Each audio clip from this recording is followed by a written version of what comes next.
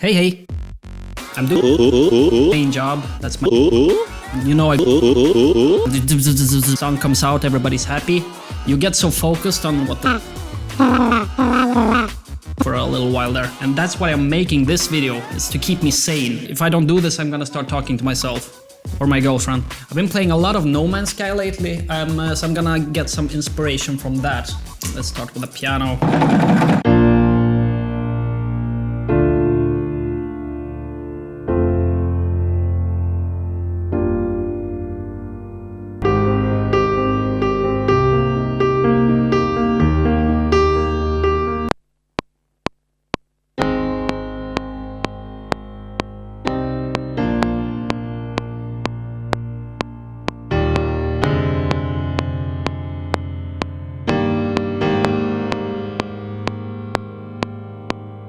I'm gonna quantize it manually. I'm trying to decide which key we're gonna be in. And by that I mean which bass tone is gonna be the lowest one. I usually aim for a D or a C at the lowest.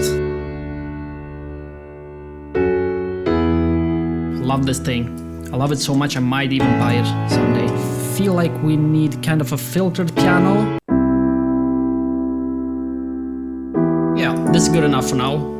And then I want some variation in the chord progression. Maybe we'll just drop this down an octave to give it some weight.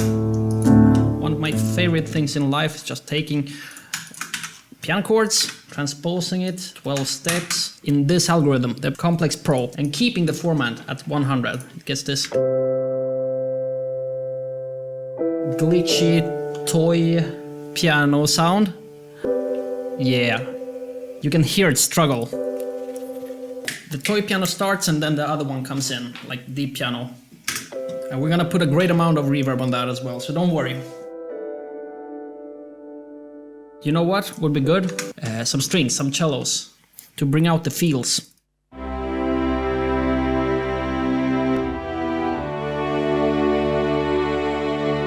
If you actually wanted to do strings for real and make it sound like an orchestra, I would take one track with the cello, one track with the violins, actually working each individual instrument. In this instance, we don't need it because we're gonna make a synthy thing out of it. Oh, let's save. That's a good idea. You need to remind me of those things, you know. I don't brain. Here comes tips. You take a denoiser, and then you set it to super high settings. You get this.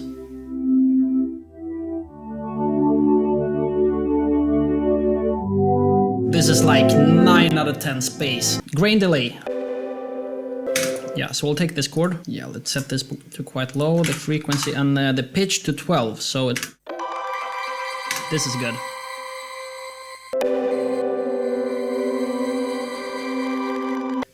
Best, eller? I'm thinking arpeggio, because there's a lot of arpeggios in space. Pew pew pew. You know what? This reminds me of like. That track. If you know what it's called, please leave it in the comments.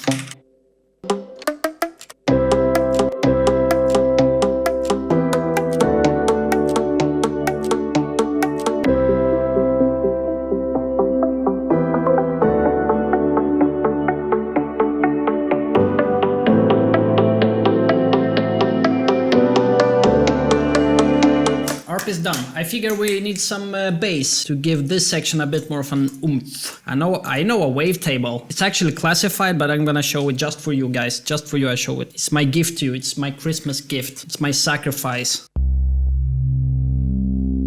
This is cool, right? Do we dare? Do we go 7? Some glide on that. Ow! Wow, sounds like a dying cat. We don't want that, but we want the bass. Yes. Okay, and now we just like rock this knob a little bit.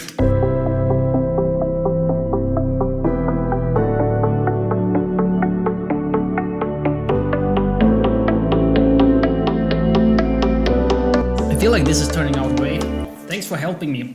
You know what, when I do this thing, I imagine you telling me things And that way we make music together. Oh, by the way, I have a thing I think we could do for the build-up. I'm thinking about resampling the reverb tail and just looping it bum, bum, bum, bum, bum, bum, bum, bum, bum, bum, into drop. For that to work, we have to have a somewhat of a decent mix. So I'm gonna focus on the drop. Alice DJ or Interscope, like that kind of good.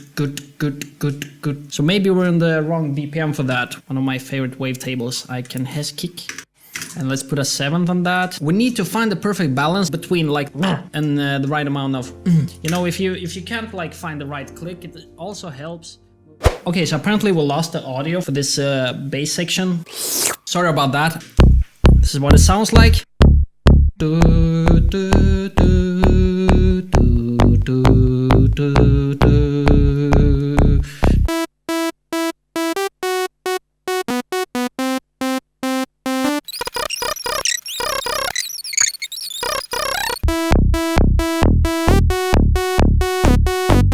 Okay, I'm bringing some spice and flavor into the sawtooth.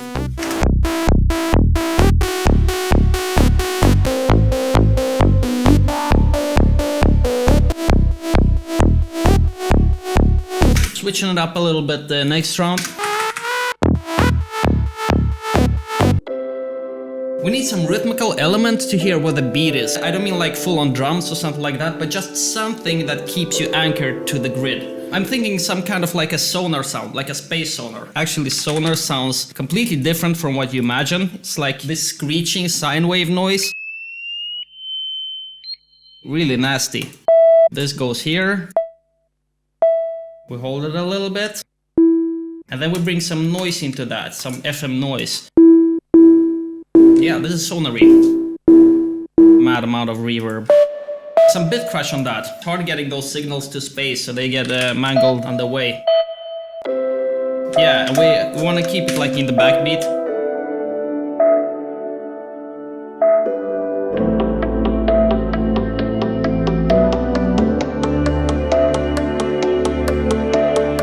It clashes a little bit with the chords here. I know that. I'm so sorry.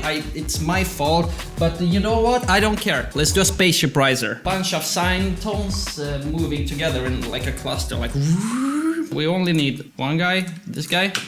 We want a lot of unison and we want them to separate real much. Something like that. Pan it out a little bit.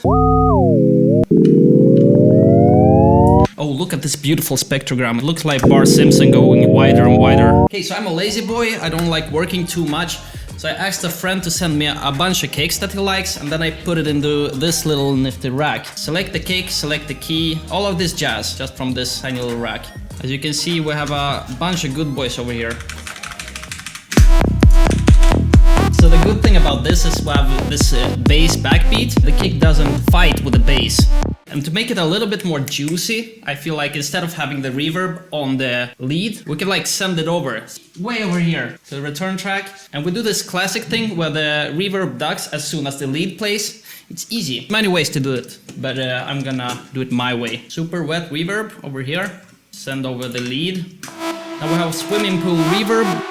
We're just gonna grab a MIDI track, put operator over there, and just use that as our sidechain signal. Why I don't use this one, the lead main to sidechain from, is because I want to have full control over the sidechain channel. So this way, when we fiddle around with the lead, it doesn't affect how the sidechain behaves. So compressor goes over here, sidechain to this guy.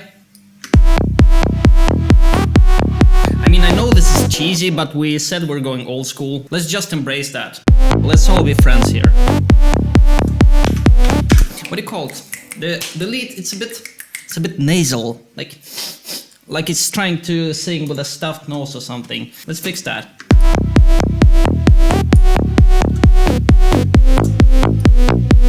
Yeah, maybe bringing the lead to the sides a little bit. And this is the thing, there's many ways you can bring an instrument to the sides, but I don't want like a chorusy effect. I don't want to affect the tone. Let's see here, if we're going chorus to bring it to the side, we get this, chorus effect, obviously. Nicht gut. I usually like to combine a bunch of different ways of making things to the side to get like the perfect amount of everything without affecting the sound too much. Start with a dimension expander, bring the size way down. and then we'll bring out spreader. All of the sweeps. Yeah. Now we're living in stereo. Since we were going extra cheesy, we want to do one thing that's classic for this type of 2000s songs. We want a glidey bass. We want it to glide on some notes, but not on the others.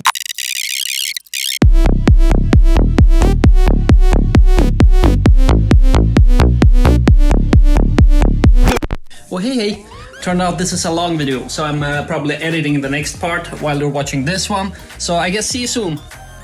Merry Christmas.